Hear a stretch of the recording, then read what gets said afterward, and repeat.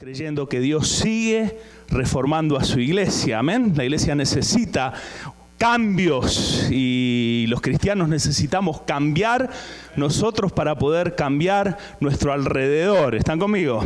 Y eso es lo que estamos creyendo, estamos proclamando y estamos muy contentos de que nos visiten esta noche.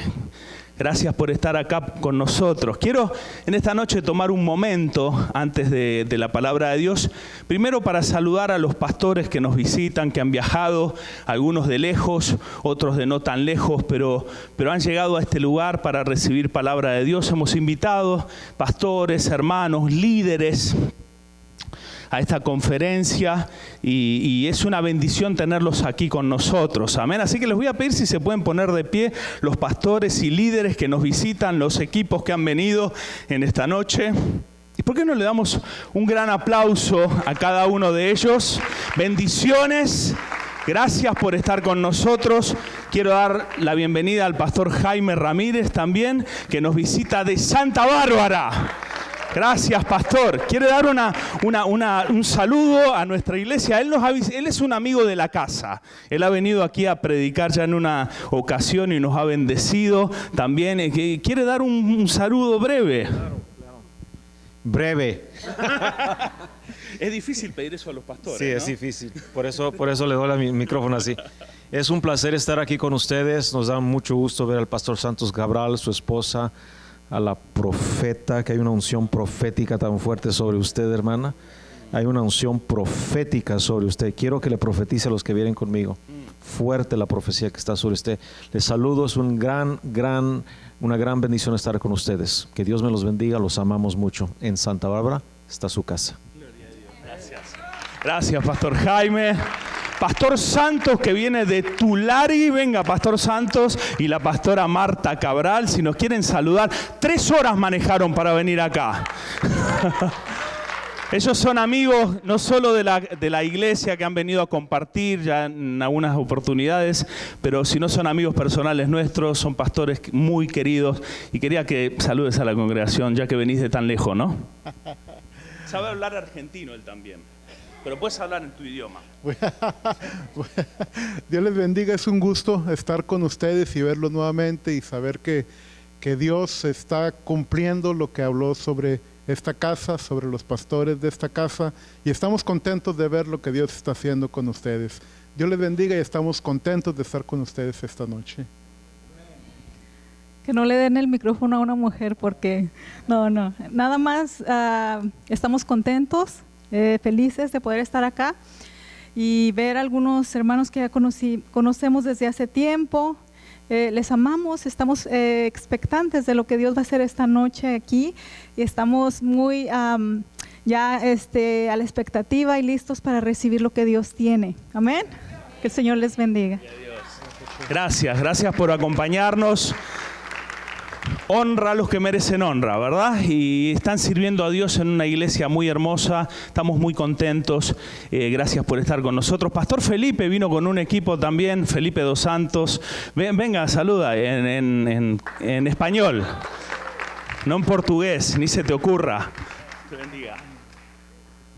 Buenas noches, un gusto estar con ustedes. Venimos con algunos hermanos de nuestra iglesia aquí de Long Beach, no, ¿de dónde somos? De Bell Carragay por Los Ángeles, y es un gusto estar con ustedes. ¿Amén? Gloria a Dios. Esto, mire, ya los milagros comenzaron a suceder ahora porque los pastores se están portando bien, ¿vieron? Fue cortito y conciso, esto es impresionante. Yo estoy tocado. A mí no me saldría si me dicen hacerlo, ¿verdad? También quiero darle la bienvenida a algunos hermanos que son líderes en iglesias, algunos que conozco de los salones de clase, a mi querida hermana Patti, que viene de Santa Clarita, ¿verdad? Gracias, hermana Patti, por estar con nosotros. Mi querido hermano Erwin también, él sirve a Dios también en las aulas, los conozco, de la universidad, algunos de instituciones educativas, son gente de mucha bendición. Gracias, Erwin, por estar con nosotros. Amén, Dios te bendiga. Y a ver, ¿quién más? Bendigo a los pastores que están allí atrás, a los hermanos. ¿De dónde nos visitan? Santa Bárbara, vienen del equipo del pastor Jaime. Gloria a Dios. Bueno, y bendiciones a cada uno de ustedes, también a la gente de la iglesia, también de la iglesia de Pasadena, los bendigo y espero que esta sea una noche especial. Alex y Ana, ellos son misioneros. Thank you for being with us. Muchas gracias. Le damos gracias, pues son también amigos de acá de la iglesia. Bueno, estoy muy contento en esta tarde. Quiero saber si alguien nos visita por primera vez, si hay una persona invitada que no asista a alguna iglesia y que esté en esta iglesia en esta tarde por primera vez. ¿Hay alguien entre nosotros? No, creo que no, porque casi todos son pastores, líderes, así que difícil. Pero por las dudas yo pregunto, ¿verdad? Entonces damos gracias a Dios en esta noche por este hermoso tiempo y quiero sin más preámbulos presentar al invitado, que es el doctor Carlos Raida. Él es pastor de la Iglesia del Centro en Buenos Aires, Argentina. Esta es una iglesia, es la primera iglesia bautista de Sudamérica, ¿verdad?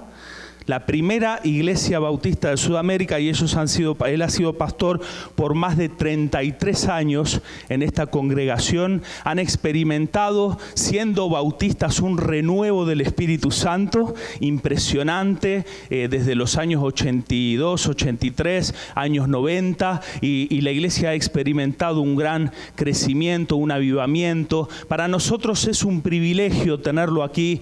Su agenda, miren, yo no soy de exagerar, no me gusta exagerar, pero su agenda está ocupadísima. Él anda por todas partes del mundo y se ha tomado el tiempo de venir a bendecirnos a nosotros, que es una iglesia chiquita de la ciudad de Pasadena, pero con ganas de ganar almas para Cristo. Somos una iglesia que desea ver el reino extendido. Amén, gloria a Dios.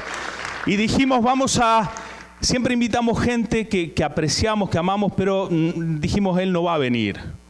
Dijimos, tiene. Y cuando le comentamos, él dijo, tengo en mi corazón y voy a visitarlos, así que voy a estar con ustedes. Así que quiero agradecerle al pastor Carlos Raida.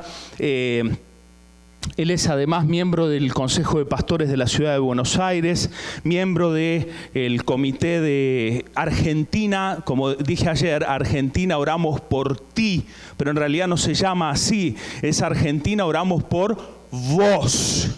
Diga conmigo vos. Bueno, digamos, salvadoreño, guatemalteco no tendrían muchos problemas, pero otros quizás se le hace raro el vos.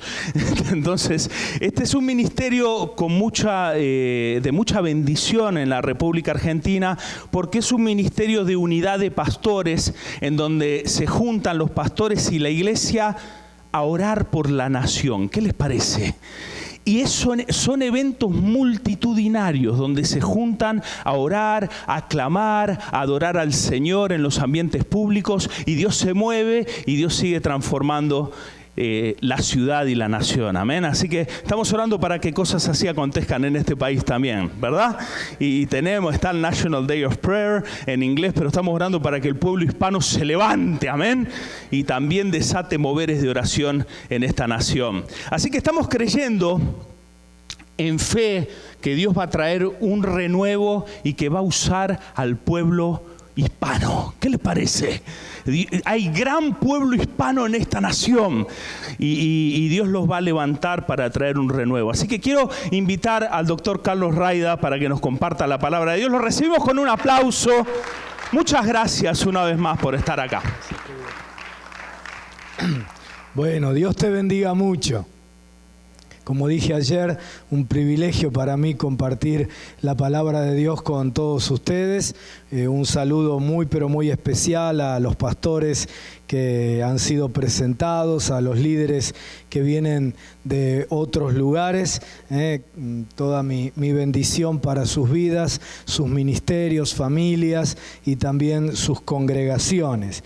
Recién mencionaba el pastor Gabriel sobre Argentina oramos por vos.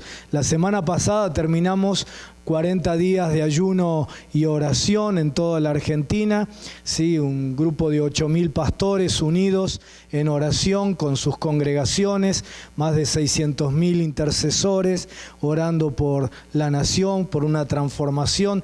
Ya hace más de 10 años que sacamos un libro para los 40 días, en donde distintos pastores van escribiendo cada día un devocional, y en unidad la Iglesia del Señor está orando por temas específicos sobre nuestra nación, para la transformación de nuestro país. Qué bueno que ustedes, tomando como excusa los 500 años de la Reforma Protestante, estén pensando en la ciudad, ¿sí? Porque el Señor tuvo carga por la ciudad. Dice la palabra que lloró sobre Jerusalén y que expresó el deseo del Padre. El deseo del Padre es poner su cobertura como una gallina que cubre a sus polluelos, dijo Jesús, ¿sí? Y dijo que el deseo del Padre era no solo cubrir, sino unir. Porque cada vez que en el Nuevo Testamento hablamos de iglesia en una ciudad, siempre es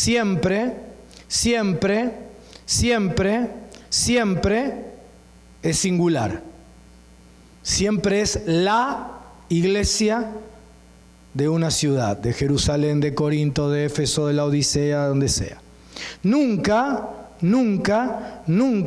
en el Nuevo Testamento se usa el plural para hablar de la iglesia en una ciudad, ¿sí? Se usa el plural únicamente para hablar de las iglesias en una provincia o una región, como las de Asia Menor, como las 7 iglesias ahí en Apocalipsis. ¿Y cuáles son las 7 iglesias? La única de Éfeso, la única de la Odisea, la única de Pérgamo, la única de Sardis, etc. Siempre en el Nuevo Testamento, en cada ciudad hay una sola iglesia. Y cuando se habla del liderazgo de esa única iglesia en cada ciudad, siempre es plural. Son los presbíteros o los ancianos, ¿sí? Los obispos. Un poquito menos se usa la palabra que nosotros más comúnmente usamos, que es pastor, pero es la misma idea. Siempre es plural. Es decir, son los pastores de la única iglesia en una ciudad. Y a mí me gusta decir siempre que, como nosotros somos mucho más inteligentes que el Espíritu Santo, hemos decidido hacerlo al revés. En cada ciudad muchas iglesias y en cada iglesia un pastor. Por eso es que no le podemos hacer ni cosquillas a nuestras ciudades. Y por eso el diablo entra y sale por nuestras ciudades y hace lo que quiere. Porque la función de los ancianos, de los presbíteros en el antiguo Israel era sentarse en las puertas de la ciudad. ¿A qué? A gobernar en el mundo espiritual. Pero ese gobierno y esa autoridad Dios no se la ha dado a ningún pastor ni a ninguna congregación, sino que se la ha dado a su única iglesia en cada ciudad y a todos sus pastores. Así que en cada ciudad, por ejemplo aquí en Pasadena, hay una sola iglesia de Jesucristo, que se congrega en distintos lugares, que tiene distintas tradiciones, historias, algunas variantes a nivel de conceptos, de experiencias, pero hay una sola, según la perspectiva de Dios, ¿no? Hay una sola iglesia en cada ciudad. Y nosotros oramos y oramos y oramos y oramos y oramos por un avivamiento. ¿Y qué pasa que Dios no escucha? ¿Estará sordo Dios? ¿Qué tendremos que hacer para torcerle el brazo a Dios y que mande sobre Pasadena, sobre Los Ángeles, sobre cada una, Santa Bárbara, sobre cada una de las ciudades que están aquí representadas, que mande un avivamiento? ¿Qué habrá que hacer?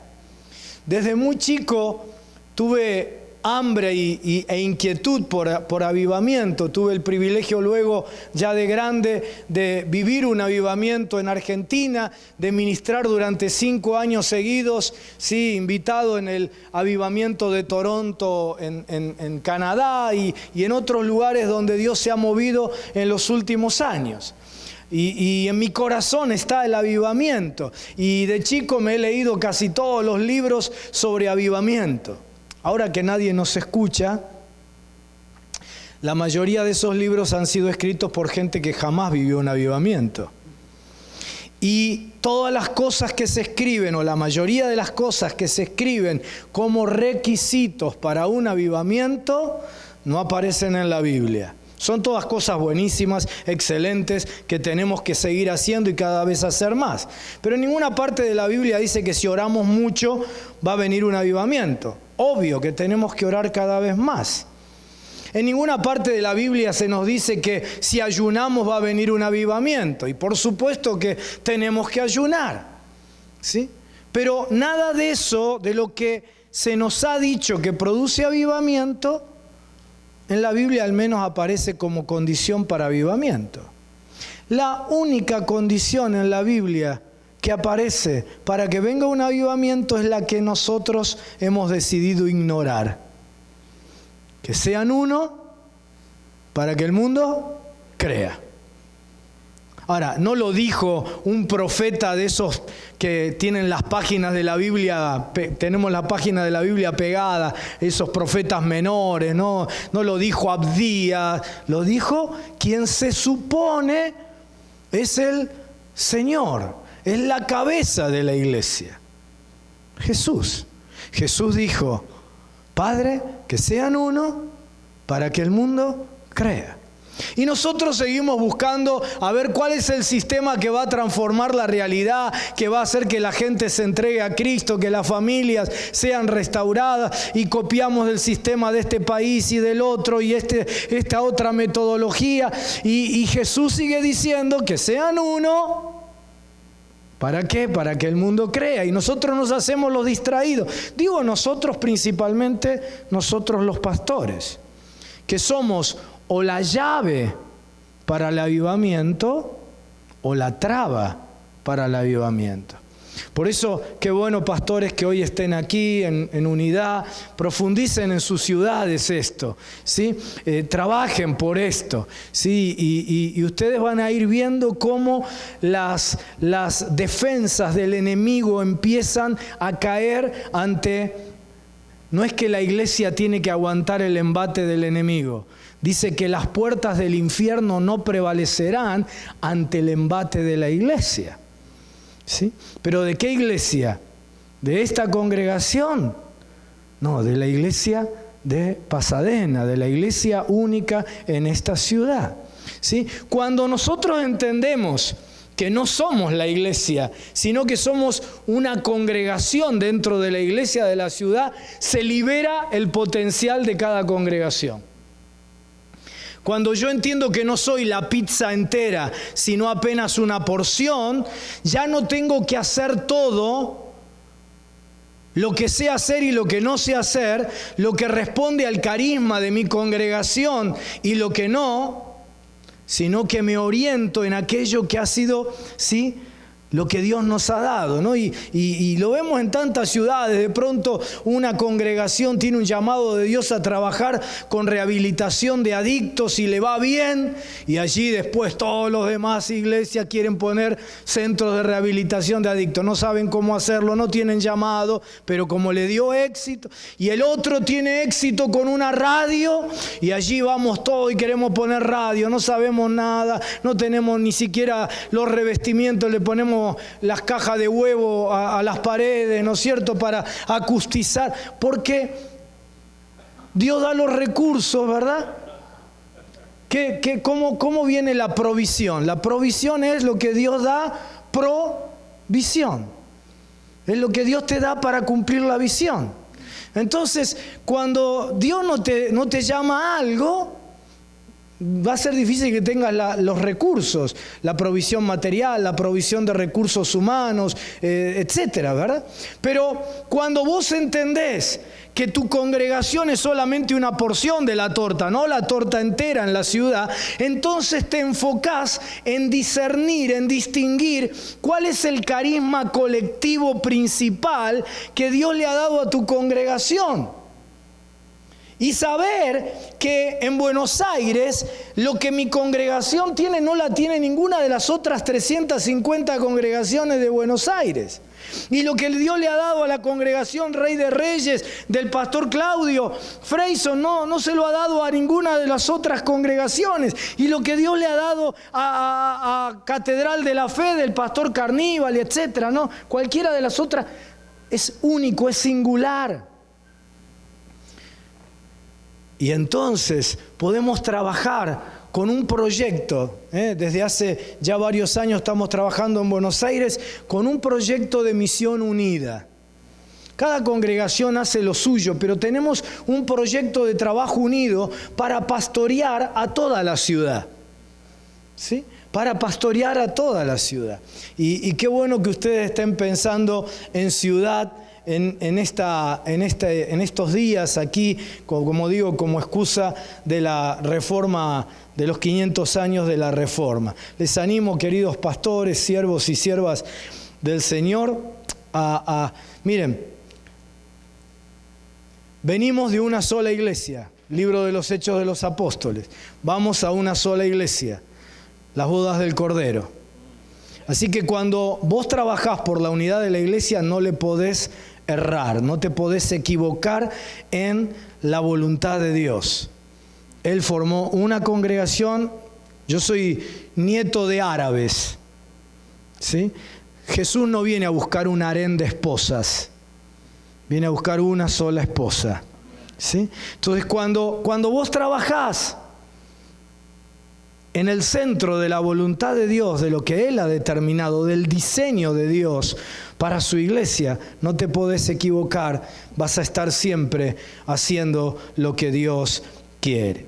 Bueno, antes de ir a la palabra en esta noche, para los que no estuvieron anoche, valga la redundancia, solamente y rapidito decir que quedaron creo que 3 o 4 Biblias, ¿sí? Es una nueva Biblia de estudio, se llama Biblia de la Nueva Reforma. La Biblia es la misma, obviamente, en la versión nueva, versión internacional, NBI, pero es la primera Biblia comentada, introducida por escritores de habla hispana, ¿sí? El pastor Pablo Deiros ha sido el editor general, él ha hecho un trabajo extraordinario comentando todos los pasajes bíblicos, con notas al pie, notas exegéticas, ayudas para el estudio devocional, para la predicación, etc.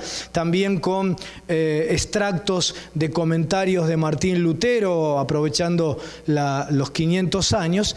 Y quien les habla, yo he escrito las introducciones a cada libro de la Biblia. No es una introducción como otras Biblias de estudio maravillosas que hay, que son introducciones al contenido del texto bíblico, sino que son introducciones proféticas. Es decir, son tesis de lo que yo entiendo son reformas que Dios quiere hacer en medio de la iglesia hispanoparlante, ¿sí? En este tiempo, ¿sí? Entonces cada libro de la Biblia, tomo los contenidos centrales de ese libro y proyecto reformas para la iglesia de América Latina y también de España, o hispanoparlante. Así que quedaron solo 3 o 4 Biblias, están allí a disposición para quien la quiera llevar. Y 2 libritos que traje, ¿sí? Uno se llama ¿Qué más hacer cuando la sanidad interior y la liberación no alcanzan? ¿Sí? Como dije ayer, la sanidad interior y la liberación son 2 herramientas maravillosas que Dios le ha dado a la iglesia. Y sin embargo vemos gente que ha pasado por ministración, que ha sido ministrada 1, 2, 3, 10 veces y sigue sin resolver sus problemas de fondo. Y no porque haya sido mal ministrada en la mayoría de los casos, sino porque quizás no se ha ido a lo profundo de su realidad para experimentar verdadera sanidad. El libro tiene 3 secciones, conforme la enseñanza de la palabra de Dios, que tiene que ver con las 3 dimensiones de la sanidad, ¿sí? La primera tiene que ver con la restauración, ¿sí? Dios restaura aquellas cosas de nuestro pasado, heridas, traumas, experiencias dolorosas, temores, etcétera, cosas que nos marcaron en el pasado. Restauración. La segunda sección es la restitución. Y es cuando Dios trabaja con lo que el diablo nos ha robado, devolviéndonos en el presente lo que el enemigo, aún nuestras propias equivocaciones, provocaron como pérdidas materiales, emocionales, familiares, etc. ¿Sí? Hay un mensaje poderoso en la Biblia en la restitución. Cuando uno lo descubre, yo lo descubrí a partir de una experiencia traumática. Me asaltaron, me pusieron un revólver así en la cabeza, ¿sí? Entraron a mi casa, la tiraron a mi esposa al piso, a mí, etc. Y a partir de allí descubrí la doctrina de la restitución, que es tan clara en la Biblia, pero que yo no la había prestado atención. Y a partir de allí podría contarte cientos y cientos y cientos de experiencias de restitución en todos los niveles que Dios ha hecho en mi vida y en la vida de otros. Y la tercera sección del libro es la consolidación. Restauración, restitución y consolidación, ¿sí? Es decir, poner los fundamentos para que nunca más te tengan que ministrar. Para que no estés toda la vida... Y ahora, por favor, oren por mí, ministrenme liberación, ministrenme sanidad interior, y siempre la misma historia. ¿Sí? Entonces, el libro está también a tu disposición. Y el último, el tercer material, es este otro librito que se llama 30 días para poner en forma tu vida espiritual.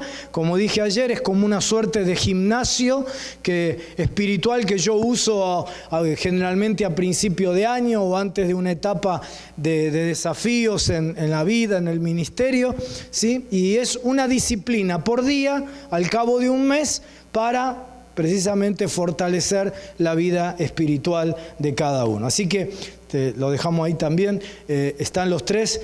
Y no sé si lo presento o no lo presento, pastor. Me acaba de regalar el manual de historia cristiana del pastor Gabriel Raimondo. Espero que la gente lo pueda comprar alguna vez acá, ¿no? Ni lo tiene. ¿Usted es pastor dónde? ¿En Argentina o en Pasadena, pastor? Bueno, déjemelo ahí, no me lo robe, ya me lo regaló.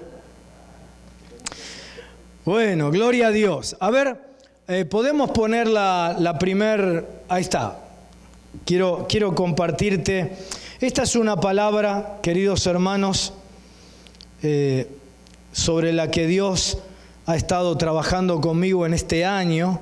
Sí, es una palabra de revelación que yo quiero compartir porque siento que es al menos algo de lo que Dios quiere hablarle a la iglesia en este tiempo.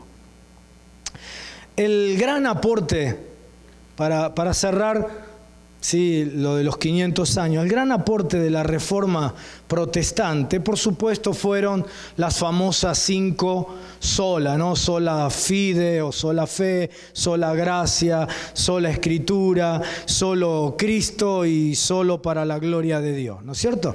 Esos fueron las 5 grandes enunciados de la Reforma Protestante. Pero para mi gusto, el aporte más significativo de la Reforma Protestante ha sido que tuvo la capacidad de impactar la cultura de su tiempo. No solo de reformar la iglesia, sino de impactar la cultura de su tiempo, ¿sí? Y ese impacto llega hasta nuestros días, ¿sí? Así que yo creo que la mejor manera que tenemos nosotros de recordar la Reforma no es repitiendo lo que ellos ya afirmaron, aunque esos principios son válidos para nuestra fe, pero más bien tomar la inspiración y el desafío de sus vidas y del movimiento para que nosotros seamos en este tiempo una iglesia capaz de autorreformarse, pero sobre todo de transformar la realidad del mundo en el que vivimos. Así que permítanme en esta noche hablarles de lo que yo siento de parte de Dios que hoy es el imperativo principal de Dios para la iglesia, el elemento central de la reforma que la iglesia de hoy necesita. Hace ya unos meses Dios me... A ver, ¿a dónde le apunto? A ver. Ahí está. A ver.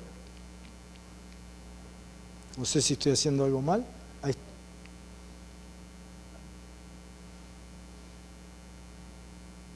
está. Para abajo, perdón. Muy bien. Me viene hablando con este pasaje, 1 Corintios capítulo 12, versículos 4 al 6. Dice la palabra de Dios: ahora bien hay diversidad de dones, pero el Espíritu es el mismo.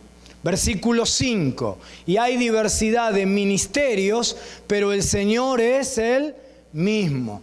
Y hay diversidad, versículo 6, y hay diversidad de operaciones, pero Dios, que hace todas las cosas en todos, es el mismo. Los finales de la década del 60, principios de los 70, con la irrupción del movimiento carismático, trajo la recuperación del versículo 4. Obviamente eso ya estaba en la Biblia, pero por razones históricas que no vienen a cuento ahora a explicar, la iglesia había olvidado en la práctica cotidiana sobre los dones del Espíritu. Así que con el movimiento carismático se recuperan los dones del Espíritu Santo, y eso ha sido algo maravilloso para la iglesia del Señor en todas partes y de todas las líneas y tradiciones. Algunos se metieron más de lleno, otros de una manera un poquitito más tímida, pero para todos ha sido una enorme bendición que la iglesia haya podido recuperar esta verdad bíblica, este énfasis, que cada uno de nosotros tenemos dones, que tenemos que dedicarlos, consagrarlos, descubrirlos, dedicarlos y desarrollarlos. La década del 90, ¿sí?, en adelante, yo diría hasta el día de hoy, ¿sí?, la iglesia ha recuperado el versículo 5. Y hay diversidad de ministerios, pero el Señor es el mismo. Los ministerios de Cristo. ¿Sí? El versículo 4 habla de los dones del Espíritu, el versículo 5 de los ministerios de Cristo. ¿Cuáles son los ministerios de Cristo? Efesios capítulo 4, apóstoles, profetas, evangelistas, pastores, maestros. Y otra vez, una verdad que estaba en la Biblia, pero que por distintas razones estaba oscurecida, olvidada o el verbo que sea, el hecho de haber sido recuperado ha sido también una enorme bendición para la iglesia. Todavía tenemos que seguir trabajando para que este redescubrimiento sea un redescubrimiento sano y no tenga desviaciones o excesos que traban el mover de Dios. Dios me está hablando de que nosotros, queridos hermanos, queridos consiervos, tenemos que ser la generación que recupere el versículo 6. Tenemos que ser la generación que recupere las operaciones del Padre, las obras del Padre. ¿Sí? Jesús dijo: las palabras que yo os hablo, no las hablo por mi propia cuenta, sino que el Padre que mora en mí, Él hace las obras, las obras del Padre, las operaciones del Padre. Creedme que yo soy en el Padre y el Padre en mí. De otra manera, creedme por las mismas obras. ¿Qué obras? Las obras del Padre, las operaciones del Padre. Y también dijo: de cierto os digo, el que en mí cree, las obras que yo hago, él las hará también, y aún mayores hará, porque yo voy al Padre. ¿Sí? Para resumir la enseñanza de Jesús, digamos esto: las obras de Jesús eran las obras del Padre. Jesús dice: yo no hago nada por mi cuenta, solo lo que veo hacer al Padre, eso es lo que yo hago. Yo no digo nada por mi cuenta, lo que oigo del Padre, eso digo. Así que las obras de Jesús eran las obras del Padre. Las obras del Padre hechas por Jesús demostraban que el Padre y el Hijo eran uno. La unidad perfecta entre ellos. Pero Jesús dice: ahora yo me voy al Padre. Ya no voy a poder seguir haciendo las obras del Padre aquí en la tierra. Pero el que cree en mí, es decir, la iglesia, el que cree en mí, ¿sí?, hará las obras que yo hacía en la tierra. ¿Cuáles eran? Las del Padre, ¿sí? Y aún mayores.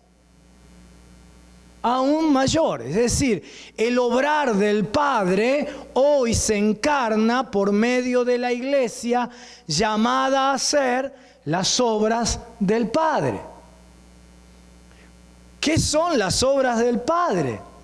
La iglesia manifestando la paternidad a un mundo huérfano, a una sociedad huérfana, ¿sí? Los sociólogos, los psicólogos, los filósofos, los grandes analistas de este tiempo nos dicen que en el último análisis, cuando tú tiras de la cuerda, de la soga, ¿no?, el último análisis en todos los problemas es un problema de paternidad. ¿Sí? Por eso Jesús, ahora te lo voy a decir, pero déjame terminarte primero el concepto, así no me distraigo. Cuando ministramos pastoralmente problemas de adicción, de identidad sexual, problemas de afirmación en la pareja, de aprobación, de valoración en la vida de las personas, de autoestima, tirás de la piola y llegás siempre al mismo problema: una paternidad enfermiza, un principio de orfandad en la vida de la gente. Por eso Dios se nos revela como Padre. Por eso Jesús es camino al Padre. Jesús no es el destino final. Jesús es camino al Padre. Él vino para revelarnos al Padre. Él vino para reconectarnos, reconciliarnos con el Padre. Por eso el Espíritu Santo adentro nuestro clama: Abba, Padre. Por eso Jesús dice: hay solo dos modelos de iglesia. O hacés de la iglesia casa de mercado o casa de mi Padre. Y la iglesia es casa del Padre. Y por eso Satanás se presenta como padre alternativo falso, padre de mentiras. Porque la esencia del Evangelio y la esencia de la problemática humana a nivel individual como colectivo es la falta de una sana paternidad. Y Jesús no solamente vino a salvarnos para el más allá, sino que vino a reconectarnos con el Padre, a tener una relación con papá, de manera tal que nuestra filiación, nuestra condición de hijos sea sanada y ya no seamos huérfanos en la vida. Y que todas las áreas de nuestra personalidad, de nuestra valía, de nuestra estructura de vida sean sanadas por la paternidad de Dios. Así que Jesús dice: yo nada hago que no vea hacer al Padre. Las obras que yo hago son las del Padre. ¿Sí? Dice: ahora yo me voy al Padre. Así que en la tierra ya no voy a poder hacer más las obras del Padre. Pero los que creen en mí, el que cree en mí, la iglesia, ahora es la que va a hacer las obras que yo ya no voy a seguir haciendo en la tierra. ¿Cuáles obras? Las del Padre. las operaciones del Padre. Y dice Jesús, todavía nos duplica la apuesta. Nos dice, y si ustedes hacen las obras del Padre, las obras que ustedes van a ser mayores que las mías. ¿Cómo? Mayores que las de Jesús. Sí. ¿Viste lo que dice San Pablo? San Pablo dice ahí en Efesios, ¿no? Hay un versículo que a mí me rompe la cabeza, me la parte en 1000 pedazos, ¿no? Cuando Pablo dice que el Padre constituyó a Jesús como cabeza y a la iglesia su cuerpo, dice que es la plenitud de aquel que todo lo llena en todo. No dice que Jesús es la plenitud de la iglesia. No. Por supuesto que lo es. Pero dice que la iglesia es la plenitud de Cristo. ¡Wow! ¿Cómo que nosotros somos la iglesia falible, con tantos errores, La iglesia, la plenitud de Cristo? Sí, porque la iglesia es la que viene a completar la obra de Cristo. Y cuando nosotros completamos la obra de Cristo aquí en la tierra, haciendo las obras del Padre, las obras que hacemos son mayores que las de Jesús y completamos el ministerio de Cristo. Somos la plenitud de aquel que todo lo llena en todo.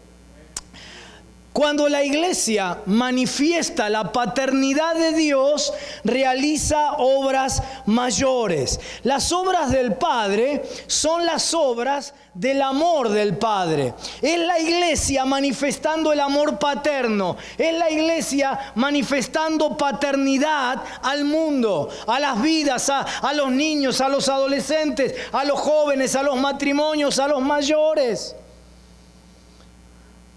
El énfasis en los dones del Espíritu Santo ha sido un énfasis maravilloso y tenemos que seguir enseñando sobre eso y, como dije, ayudando a que cada hermano y hermana pueda descubrir sus dones, pueda dedicarlos, consagrarlos, pueda desarrollarlos con el uso.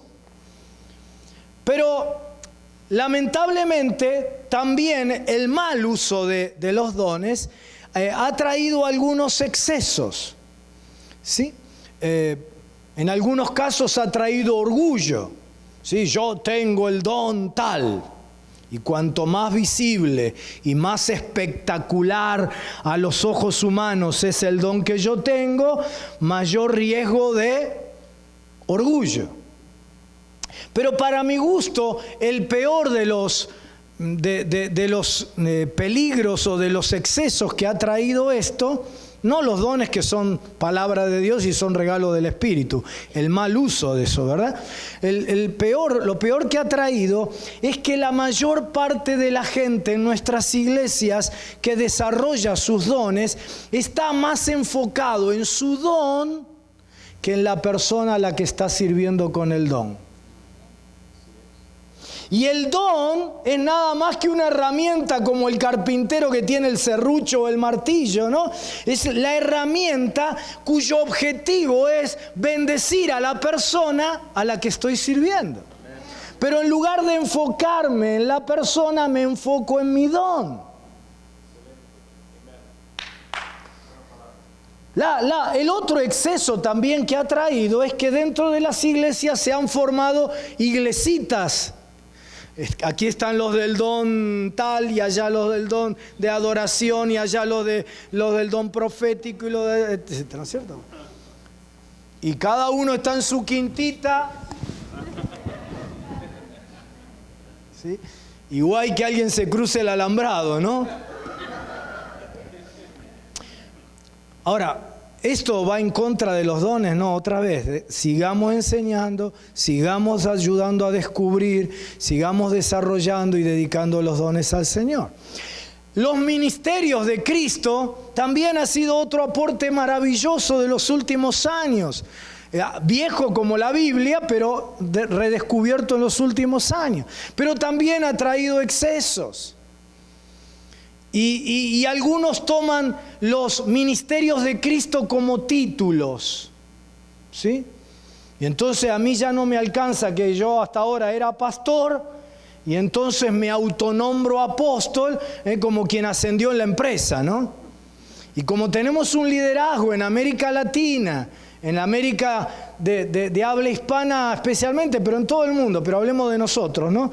Como tenemos un liderazgo necesitado de sanidad, ¿por qué? Porque nadie lo ha ministrado en sanidad a los pastores.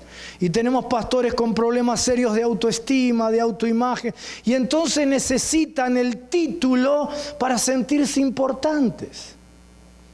Y creen que los ministerios, que ahora si se llaman apóstolos, se llaman profetas, se llaman evangelistas o lo que sea, ¿sí? Ahora entonces sí van a recibir reconocimiento, valía de la gente. ¿Sí? Y miren, pasan cosas, lamentablemente esto que es una enorme bendición, porque si hay algo que la iglesia necesita hoy es ministerios apostólicos sanos, si hay algo que la iglesia necesita hoy es ministerios proféticos sanos, evangelistas, pastores, es decir, todo el equipo, porque para eso está en la Biblia. Pero lamentablemente el mal uso de esto también ha traído división. Y entonces en las ciudades se pelean los pastores porque aquel pastor se autonombró apóstol y dicen en Argentina a los falsos le dicen trucho, ¿no? Es un apóstol trucho. Sí, así que si te dicen trucho no es el pescadito, no es la trucha, no es el esposo de la trucha, ¿no? De trout. No, es falso, ¿no? En Argentina eso, ¿no? En Brasil conocí a uno que, claro, como ahí hay muchos apóstoles ya, entonces ya tiene que subir de escalafón, ¿no? Y entonces se llama Pai Apóstol. Es decir, es padre de los apóstoles. En Centroamérica conocí a otro que se autotituló Patriarca Apostólico, ¿no? Ustedes vayan pensando qué nombre se van a poner, ¿no? Gabriel, a ver, vos pensás que... Sí, bueno. ¿Por qué? Porque creemos que son títulos, ¿sí? Y creemos que, por ejemplo, el ministerio apostólico está en la punta de la pirámide, pero la Biblia dice que los apóstoles están en los fundamentos, a los pies de los pastores para servirles, para desatar el ministerio de todos los pastores en una ciudad, para unirlos en pro de un proyecto de misión unida, para servir, para quién pastorea a los pastores, quién escucha sus necesidades, a quién le confiesa pecado un pastor. Si hay un ministerio de necesidad hoy en día es ese. Y lo mismo los otros ministerios. Necesitamos profetas que orienten la dirección, que disciernan los tiempos que estamos viviendo, que impartan con la palabra estrategias, diseños de Dios para la iglesia en este tiempo. O sea, y así con los demás. No tengo tiempo de desarrollar cada uno de los ministerios de Cristo. Todos igualmente importantes, todos necesarios. Por eso están en la palabra de Dios. Pero Jesús dice que cuando hacemos las obras, del Padre, las obras del Padre son las obras mayores. ¿Por qué son las obras mayores? Porque Jesús dice que el mandamiento mayor es amar a Dios, y dice, y el segundo semejante a este, amar al prójimo. San Pablo dice que yo puedo tener todos los dones más maravillosos, no puedo sacar fuego por la boca, pero si no tengo amor, vengo a ser como el platillo aquel que resuena y hace ruido, ni siquiera bien tocado. Y puedo tener el ministerio más espectacular, y si no tengo amor, y entonces Pablo termina ese capítulo diciendo, estaba hablando de los dones, está diciendo procuren los mejores dones. O sea, los dones son muy importantes, nadie ignore sobre los dones, está diciendo, ¿verdad? Pero después dice, ahora le voy a mostrar un camino más excelente. Y en el griego no dice excelente, dice mega, mayor. Les voy a mostrar un camino mayor. ¿Cuál es? El amor. Los dones son importantes, los ministerios son importantes, son ultra, super necesarios. Pero lo mayor es el amor y es lo que le da sentido al don y al ministerio. Porque por amor yo ejerzo el don para bendición de la gente. Por amor yo ejerzo mi ministerio para bendición de la gente. Las obras menores es ministrar simplemente, queridos líderes, porque tengo el don o porque tengo el ministerio y no por amor. Hoy tenemos... lo compartí ayer, ¿no? En toda América, desde Canadá hasta Tierra del Fuego, tenemos que un poquito más del 50% de la iglesia, de los que dicen ser evangélicos, no se congregan en ninguna iglesia. El gráfico acá es del 66%, porque esa es la estadística de mi país. En Argentina, 2 de cada 3 que dicen ser evangélicos no se congregan. ¿Sí? Y hoy tenemos esta realidad. En todo el continente, un poquito más, ya superó el 50%. ¿Sí? Y hay diversas razones que explican este fenómeno, ¿verdad? Pero yo creo que una de las principales es que nunca conocieron al Padre. Las iglesias evangélicas hemos enfatizado la persona de Jesucristo. Y ha sido un énfasis maravilloso, que Jesús salva, el señorío, etc. Las iglesias carismáticas pentecostales hemos enfatizado el Espíritu Santo. Y ha sido un énfasis maravilloso. Como ven, yo dije hemos en las dos, porque yo soy evangélico, carismático, pentecostal, soy todo. ¿Sí? Soy, es uno, exacto. Soy, en el sentido etimológico de la palabra, nada más que en ese sentido, también católico, que significa universal, ¿no? ¿Sí? Así que soy todo. Pero enfatizaron el Espíritu Santo. ¿Y qué del Padre? La inmensa mayoría de los creyentes en nuestras naciones no tienen la correcta teología trinitaria, tienen la doctrina bien enseñada, pero la paternidad de Dios no incide para nada en su vida de todos los días. Y como no conocen al Padre, tenemos este problema. Muchos de ellos, de los que están alejados, fueron líderes y ustedes los conocen, porque algunos eran de tu propia congregación, otros son familiares tuyos, amigos, que sabías que eran líderes en la iglesia. Por eso no tenemos que ser líderes primeramente por dones o por ministerios, sino por haber experimentado primeramente la paternidad de Dios y entonces por haberla experimentado ser expresión. ¿Por qué Jesús era expresión de la paternidad? ¿Por qué mostraba al Padre? ¿Por qué hacía las obras del Padre? Porque el Padre y Él eran uno.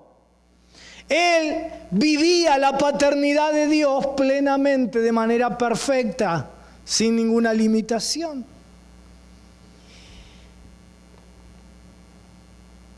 La mayor parte de los creyentes hoy en día están más interesados en experimentar el poder de Dios que en conocer la voluntad del Padre y en hacer la voluntad del Padre. Y entonces, cuando ese poder de Dios no responde a lo que ellos esperaban, se desilusionan, se enfrían, se debilitan, se apartan. ¿Por qué? Porque tuvieron una relación con un Dios todopoderoso que no actuó todopoderosamente como ellos esperaban, en lugar de tener una relación padre-hijo.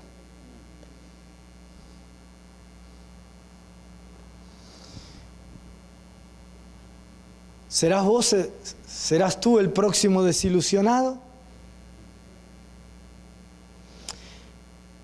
Espero que no. La gente quiere conocer a Dios y su poder. ¿Para qué? Para que Dios obre a su favor y manifieste su favor haciendo lo que ellos esperan. Pero quiero decirte, querido consiervo, consierva, hermano, hermana, quiero decirte que a Dios eso no le interesa. A Dios no le interesa ser reconocido como Dios. ¿Me escuchaste? A Dios no le interesa ser reconocido como Dios, ni ser reconocido en su poder. A Dios le interesa ser conocido como Padre. ¿Sabes por qué? Porque el diablo lo reconoce a Dios como Dios. El diablo reconoce el poder de Dios y aún a regañadientes se tiene que sujetar a su autoridad. Pero no lo conoce como Padre ni hace la voluntad del Padre. La mayor parte de la gente en nuestro medio cree en Dios, ¿sí? Y aún hasta los ateos, cuando tienen un problema grave, no les queda otra y piden ayuda a Dios. ¿Y por qué? Porque la mayoría cree que Dios existe, y si existe y es Dios, tiene poder para resolver el problema que están viviendo.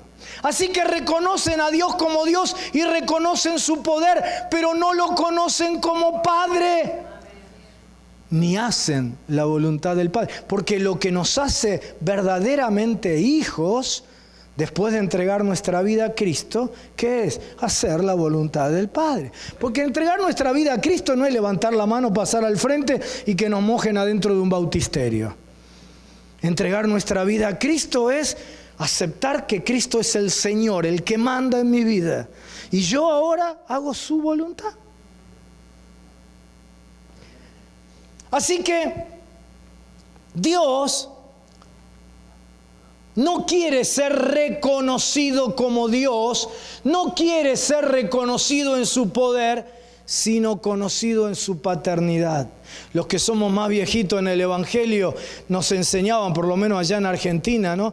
Nos enseñaban apenas nos entregábamos al Señor, cuando dábamos testimonio, a decir: nosotros no tenemos una religión, tenemos una relación. ¿Y una relación con quién? Con papá, a través de Cristo Jesús, por la obra del Espíritu.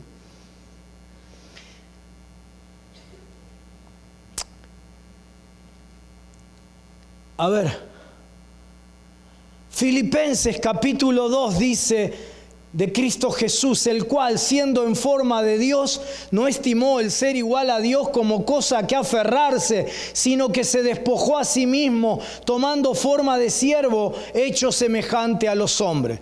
Los grandes teólogos, los eruditos, hablan de este pasaje de Filipenses 2 y lo llaman el despojamiento de Cristo. No es que Cristo dejó de ser Dios, ¿no? Pero se despojó de sus atributos para hacerse hombre, ¿verdad?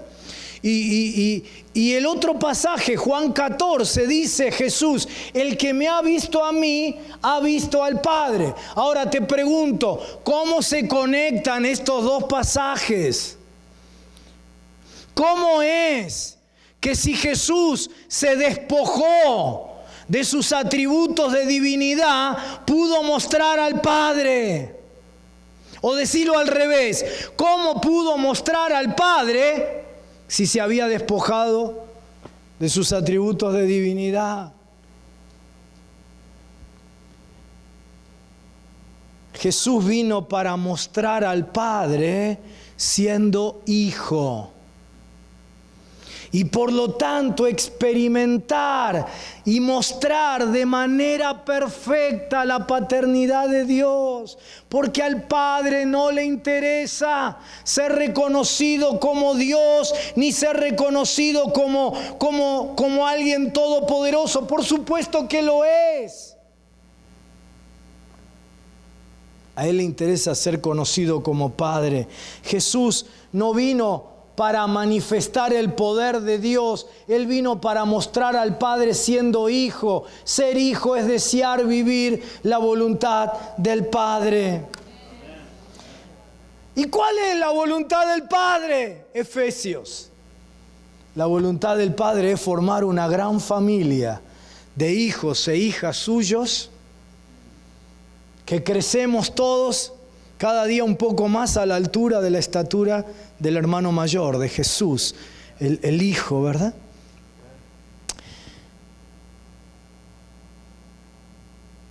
Y el Hijo vino a responder a la voluntad del Padre de tal manera, al deseo del Padre, que renunció a su singularidad como hijo. ¿Viste? Juan 3:16 dice que era el unigénito, es decir, el hijo único.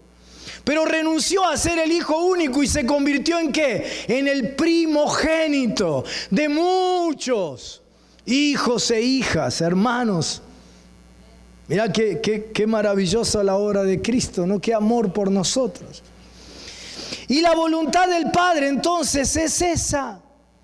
Jesús no es camino a Dios. Jesús es camino al Padre.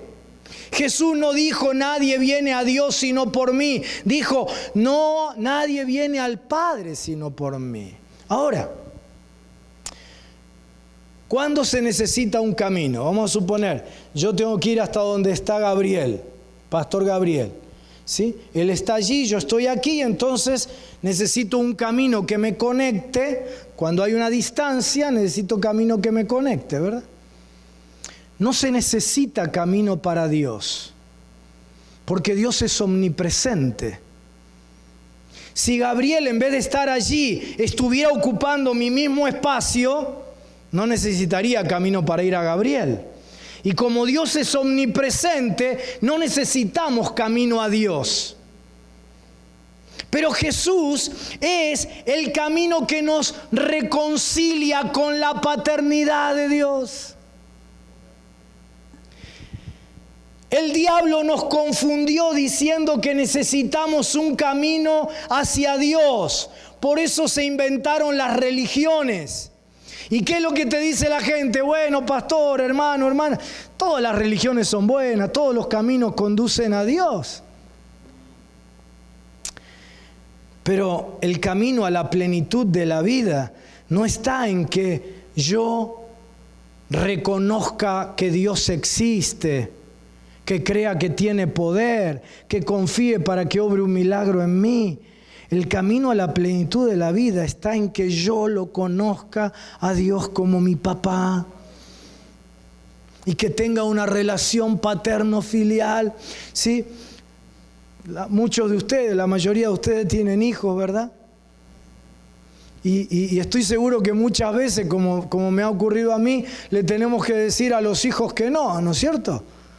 A Dylan alguna vez le habrán dicho que no, o a Eliam, ¿verdad? ¿Sí? Ahora, tu hijo no viene a ti y te dice de ahora en más no te reconozco más como padre, porque no me diste lo que yo quería. Me enfrío, mi relación contigo ya es otra. No, me aparto, me voy a vivir a otra casa, ¿no? ¿Por qué? Porque tiene una relación de amor padre-hijo, madre-hijo, hija. Querido, querida, todo lo que nos pasa en la vida, especialmente las cosas difíciles, duras, traumáticas, son para entender que mi origen, mi identidad y mi todo es mi Padre Celestial. Que yo me pueda relacionar con Él como un hijo maduro. Todas las experiencias de la vida, las pruebas, las luchas, también las victorias, tienen como finalidad nuestra maduración. Lo que el apóstol Pablo dice que en el último tiempo, en el final de nuestra vida, podamos llegar a ser hijos de estatura perfecta. La palabra perfecto significa maduro. Maduros como Jesús fue hijo maduro en el conocimiento del Padre. Por eso Jesús también pasó por procesos de dolor, de sufrimiento, de dificultades. En la vida, querido, querida, vas a tener muchas experiencias de dolor. Ya las habrás tenido, y si no las tuviste, te las profetizo. Porque Jesús también las tuvo y no las ocultó, las mandó publicar. Mirá, esto es tremendo, ¿no? Dice la Biblia en Hebreos 5:8, ¿no? Dice que Él aprendió obediencia por medio del sufrimiento.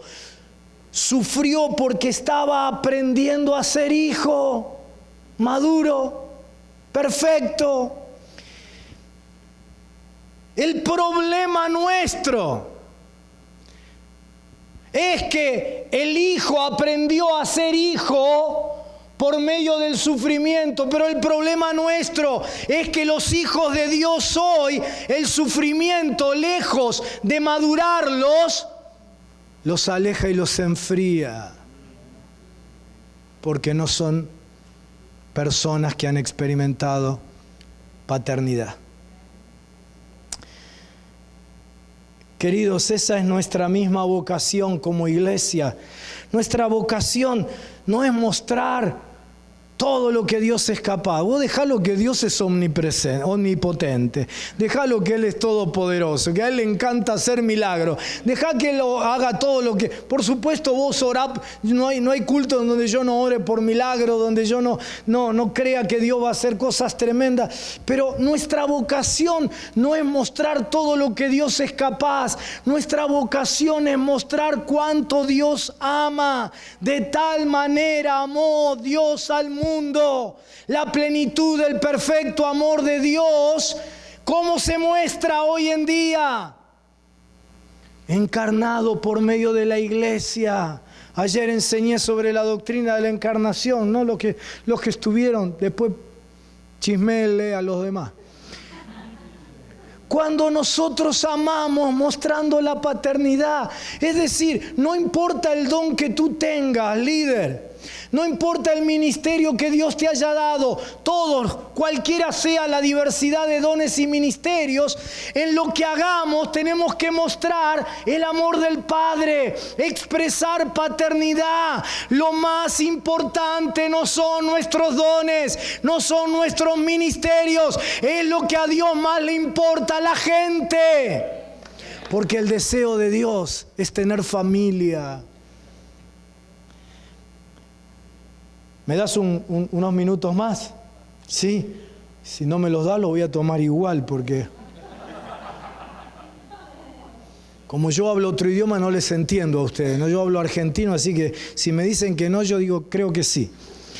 Mirá lo que dice Juan 20. Entonces Jesús le dijo otra vez, pasa a vosotros. Dame estos minutitos porque ahora se pone buena la enseñanza en serio. Pasa a vosotros. Como me envió el Padre, así también yo os envío. Y habiendo dicho esto, sopló y les dijo, recibid el Espíritu Santo. Como el Padre me envió, ahora yo los envío. Y sopló. El Padre lo envió a Él soplando. Y Él nos envía soplando. Génesis nos muestra un Dios soplador. Todo lo creó por medio del soplo de Dios, el Espíritu Santo. Dice que el Espíritu estaba incubando, ¿no? Estaba allí aleteando, es la palabra, ¿sí? creando toda la realidad, y todo lo creó soplando. Dice que Dios dijo y fue, es decir, el soplo de Dios se volvió sonoridad, se volvió palabra y creó todo lo creado. Y Jesús ahora envía a sus discípulos y sopla de su espíritu. El apóstol San Pablo habla de esto y dice: fue hecho el primer hombre Adán, alma viviente; el postrer Adán, espíritu vivificante. Dios sopló dentro del primer Adán, de Adán, ¿verdad? Del primer hombre. Y el primer hombre, la primer mujer, el primer hombre era un aspirador que recibió existencia. Existía por el soplo de Dios, pero ahí no estaba la plenitud de la vida. La vida plena existe cuando un hombre, una mujer, insuflados por Dios, entienden su propósito en esta tierra y se convierten en sopladores. Es decir, hacen lo mismo que papá. Dejan de ser solamente alma viviente y ahora son espíritus dadores de vida, espíritus vivificantes en Cristo Jesús, el postrer Adán.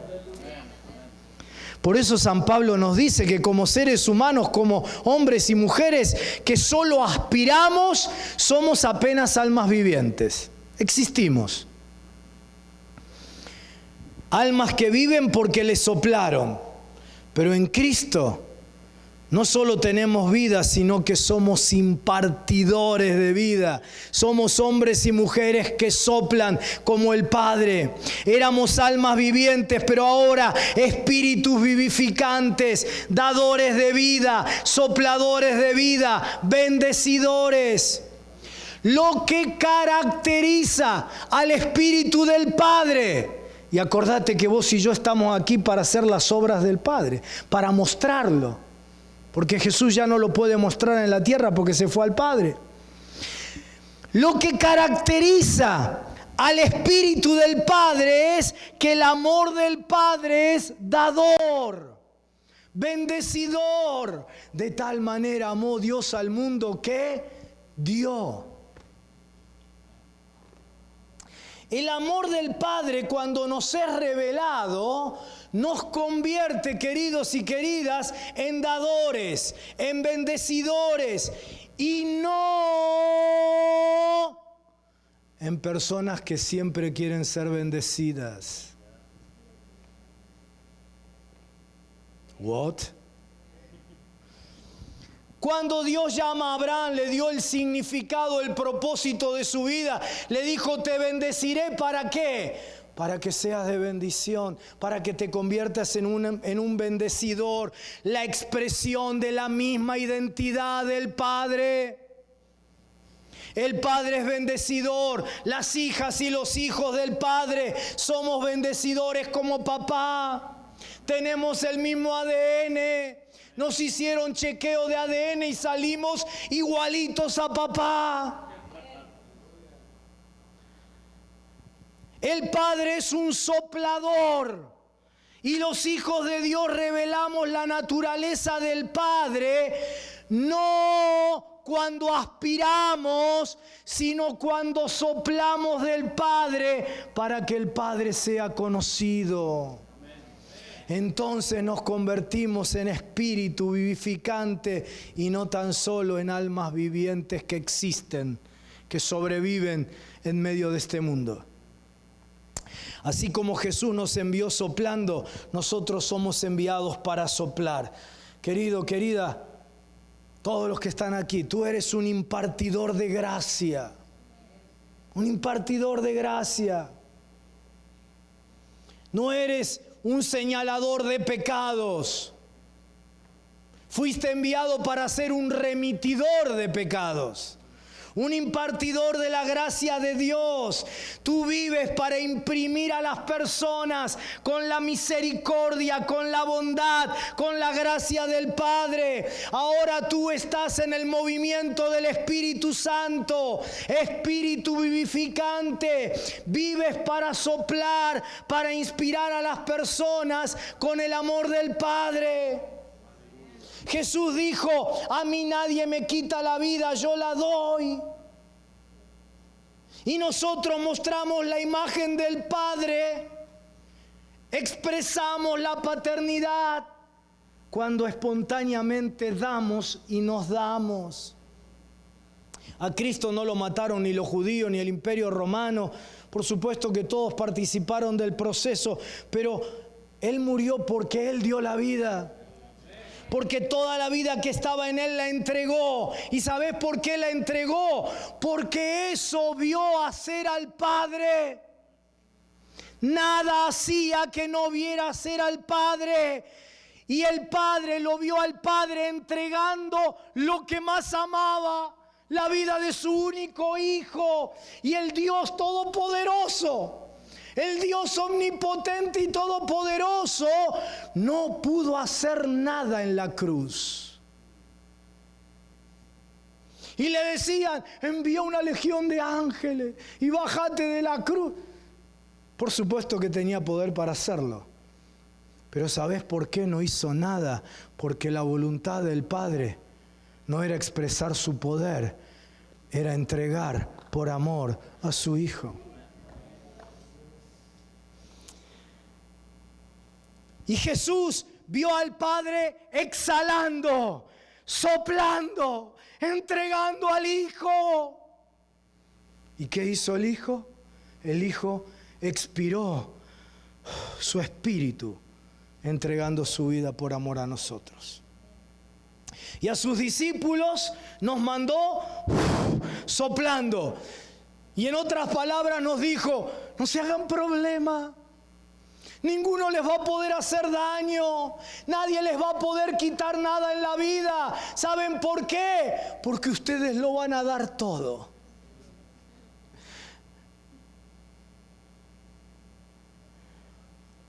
Ustedes serán capaces de hacer todo a favor de ellos, porque ustedes también son bendecidores. Y cuando vos tenés esa conciencia, ya nada afecta a tu vida significativamente, lo que digan, lo que te digan, los elogios, las críticas. ¿Te imaginas en 33 años de pastor las cosas que habrán dicho de mí, no?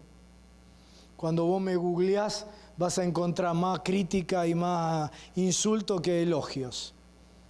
Pero ni el elogio ni la crítica a mí me mueve demasiado la aguja. Y no porque sea un superhéroe. Porque en el primer año de mi ministerio Dios me sanó. Me dijo que yo era un adicto al reconocimiento de la gente. Que yo era un mendigo de la aprobación de la gente. Y me dijo: si no te sanás de esto, tu ministerio se acaba hoy. Tu vida va a ser destruida porque vas a ser un esclavo de la gente. Y me tuvo un año con disciplina, ¿no?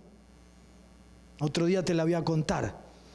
Pero porque Dios me sanó en mi primer año de ministerio, es que hoy, no porque yo tenga nada ni sea de acero inoxidable, hoy ni el elogio me hace creer mucho, ni la crítica me afecta. Pero Jesús dice: ustedes son bendecidores. Dios no está procurando alabanzas, está buscando adoradores. No está procurando trabajadores en la iglesia, mano de obra gratis. Está procurando bendecidores que den sin esperar nada a cambio. Gente que sopla y no aspiradores. En eso el Padre es glorificado, en que llevemos fruto y nuestro fruto permanezca. Y déjame cerrar con este pasaje. Este pasaje es violento. Y por favor, yo solamente voy a decir lo que el texto dice, ¿sí? No voy a decir nada que no diga el texto. Tal vez te preguntes, ¿por qué? Aquí hay gente de Guatemala, ¿no? A ver, los guatemaltecos, levanten la mano. Digo Guatemala porque es el país que más ha crecido el Evangelio, ¿no? ¿Qué pasa con Guatemala que tiene 54, 55, algunos dicen 56% de la población de evangélicos? Y la realidad de Guatemala como nación no es transformada. Algunas estadísticas dicen que el 80% de la población de Guatemala está en estado de pobreza. Quiere decir que el Evangelio no ha servido para transformar la realidad. 54% de la población de Nigeria, evangélicos. Todos los años Nigeria compite por el primero o segundo lugar, el país más corrupto de la tierra.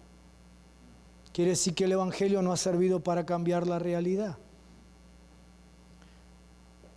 Dallas, la ciudad de los Estados Unidos con mayor asistencia los días domingos a la iglesia. El 40% de la población de Dallas todos los domingos va a la iglesia.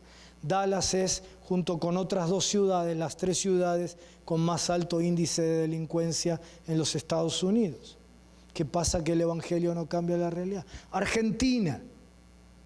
No somos tanto como en estos países, pero somos un poco más del 11%, y esa cantidad en adultos es suficiente como para que pudiéramos transformar la Argentina, y no le hacemos cosquillas a la Argentina. Vivimos de crisis en crisis, de crisis en crisis. ¿Qué pasa? Que el Evangelio no tiene poder transformador.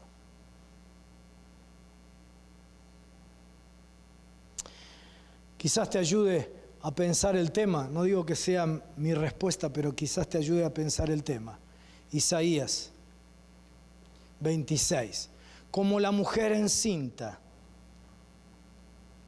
cuando se acerca el alumbramiento, gime y da gritos en sus dolores, así hemos sido delante de ti, oh Jehová. Concebimos, tuvimos dolores de parto, dimos a luz viento, ninguna liberación hicimos en la tierra, ni cayeron los opresores, ¿no? Los moradores del mundo. ¿Qué dice el texto bíblico? Ahí lo dejo para que simplemente veas que digo lo que dice el texto. El pueblo de Dios está a punto de dar a luz. Ya concibió, tiene contracciones, dolores, y cuando todo parecía indicar que daría a luz vida, dio a luz viento. En otras palabras, no parieron, no dieron a luz, sino que soltaron una flatulencia. Tenían apariencia de embarazo, de gravidez, pero era solo una hinchazón. Soplaron un viento fétido del vientre. No soplaron con la boca, sino que expelieron con el vientre. Y mis hermanos, somos nada más que vientre, que no producimos liberación en la tierra, transformación de nuestras ciudades, como estamos pensando en estos días, cuando para nosotros Dios es un Dios todopoderoso que está solo para satisfacernos, y no un Padre amoroso que hace lo mismo que con el hijo mayor. Nos entrega, nos sacrifica a favor de los otros. Soltaron viento y no dieron a luz liberación en la tierra.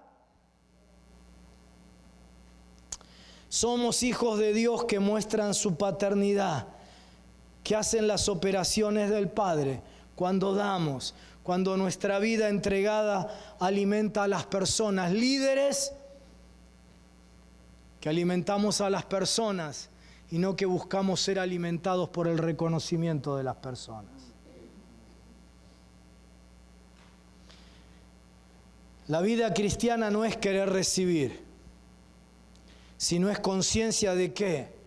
De que yo ya lo recibí todo, porque en Cristo lo tengo todo. El apóstol Pedro dice, todo lo que pertenece a la vida y a la piedad, todas las cosas ya nos han sido dadas. Pero como la mayor parte de la gente no tiene conciencia de que ya le ha sido dado todo, vive pidiendo lo que ya le ha sido dado. ¿Te acordás que ayer te hablaba de los derechos del ciudadano? Que la mayor parte de los creyentes viven sin eso. La conciencia de que yo ya recibí todo y ahora lo doy en función de hacer la voluntad de mi Padre y parecerme a Él. Esa es la esencia del cristianismo, ¿sí? Es la conciencia de que el Padre me hizo, dice el apóstol Pedro en ese pasaje, ¿no? Me hizo participante de su naturaleza. Es decir, yo tengo la naturaleza de papá, soy un bendecidor como papá, soy un dador como papá, soy un soplador como papá, un impartidor de vida. Y entonces estoy ocupado no en ser bendecido, porque ya fui bendecido en todo. ¿Cuándo? Antes de la fundación del mundo, Efesios capítulo 1 nos bendijo con toda bendición, toda. ¿Dónde? En los lugares celestiales, antes de la fundación del mundo. Así que yo por medio de la fe lo aterrizo de los lugares celestiales a mi vida hoy. Lo actualizo desde antes de la fundación del mundo a mi vida hoy. Pero ya he sido bendecido con todo. Así que mi preocupación no es que Dios me bendiga, me dé, me toque, me llene, me bendiga y todos los meses.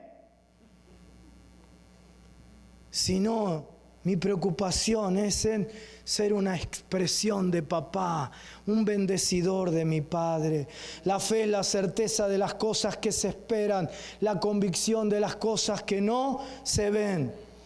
Y cuando lees eso, ¿vos en qué pensás? ¿En el carro, en la casa, en el novio que querés tener, la novia? Pero esas no son cosas que no se ven. El carro ya lo viste en la concesionaria o se lo viste al vecino. La casa pasaste por el barrio cerrado y te gustó. Y la mujer que no te da bolilla, ya la viste, ¿verdad? ¿Verdad que eso no es la fe?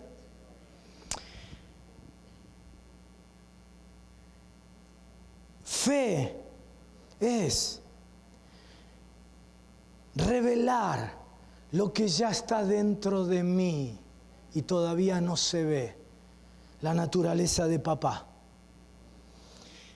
Dios le dijo a Abraham, serás de bendición. Y él pasó 25 años sin ver, pero se llamó a sí mismo, llamó a las cosas que no eran como si ya fueran. Se llamó a sí mismo como Padre. Termino con esto. Respiración es un acto en dos tiempos.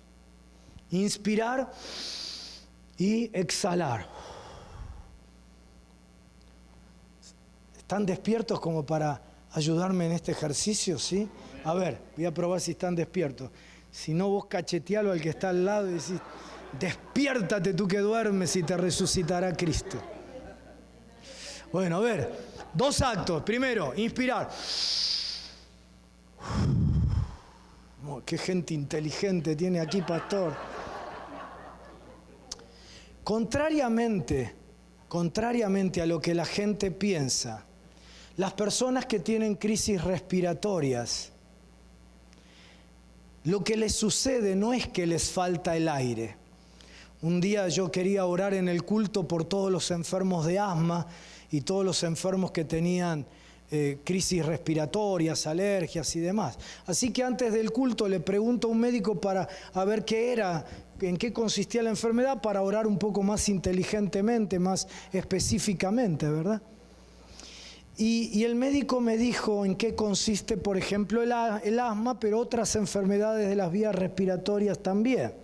Él me dijo, el problema con el asmático y otras enfermedades es que por temor a quedarse sin aire, toma excesivamente aire. Inspira profundamente y provoca una dilatación excesiva y se produce un espasmo. Y como no puede soltar, tampoco puede volver a tomar el aire que quiere.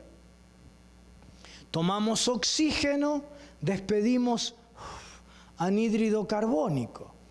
Pero quienes tienen estas problemáticas, obviamente no lo hacen a propósito, no lo hacen conscientemente. El que tiene esta problemática quiere conservar todo el aire y no suelta el anhídrido carbónico y se envenena al no poder expulsarlo y comienza a asfixiarse. Cuando hemos aprendido un evangelio de recibir, recibir y recibir, tenemos un desequilibrio entre el dar y el recibir. Sea dinero, sea amor, sea conocimiento, sea lo que sea. Yo pastoreo una congregación en el centro de la ciudad y tengo gente de todo que vienen a estudiar a Buenos Aires, del interior de Argentina, de otros países de América Latina, ¿no? Y Buenos Aires es una ciudad muy difícil.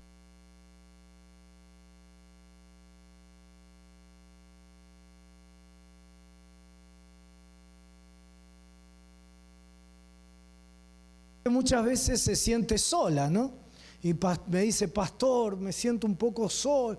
Y entonces nadie se interesa por mí, nadie se me acerca, nadie me ama. Y yo inmediatamente le digo, ¿y vos a quién estás amando? ¿Por quién te estás interesando? ¿A quién te has acercado? Porque cuando tú esperas recibir es cuando menos recibes. Lo mismo pasa en el matrimonio, ¿no? Los dos están esperando que el otro haga lo que yo quiero. Cuando menos amor recibís.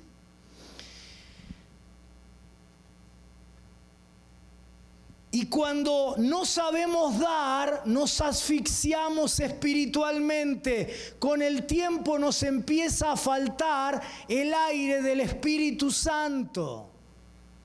Pero el Evangelio de Jesús dice, más bienaventurado es dar que recibir. Mira, si tan solo creyéramos este solo versículo, nunca nos faltaría el aire, nunca nos faltaría nada. Porque Jesús también prometió, dad y se os dará, lo que sea, amor, conocimiento, dinero, lo que sea. Creemos que la vida cristiana es recibir, que Dios me dé, que su poder me toque, que me llene, que me bendiga, que me ministren. Pastor, deme el programa que yo quiero. Músicos, adoradores, hagan la música que a mí me gusta. Ansiamos el aire y nos desesperamos por tomarlo sin darnos cuenta, querido, querida, que lo que sobra es aire. ¿Sabés que lo que sobra es la bendición de Dios? Está bien, tranquilo, me quedo de este lado. Lo que sobra es la bendición de Dios. Y vivís mendigando bendición cuando lo que sobra es aire. Y nos queremos chupar todo. Y nos quedamos vacíos. Mirá qué interesante. Ya, de verdad que estoy terminando, ¿eh? En mi iglesia nunca me creen, pero ustedes sí, ustedes son gente de fe. La palabra, mirá esto, la palabra asma, en griego, es una palabra griega, la palabra asma. Como otras enfermedades usan palabras griegas. La palabra asma en griego significa estrechez de pecho. Tenemos, ahora no lo físico, no en lo espiritual, ¿no? Tenemos un interior estrecho. y terminamos viviendo vidas estrechas, ministerios estrechos. Por eso cuando Dios dice, te extenderás a derecha y a izquierda, ensancha el sitio de tu tienda, lo primero que le dice es, no seas escasa. Y yo leí Isaías 54 un día y dije, amén, Señor, me voy a extender a la derecha, a la izquierda. Y estaba ahí clamando y orando esa palabra. Y de pronto Dios me dice, ahora anda a Isaías 60. Isaías 60 dice, ensancha tu corazón.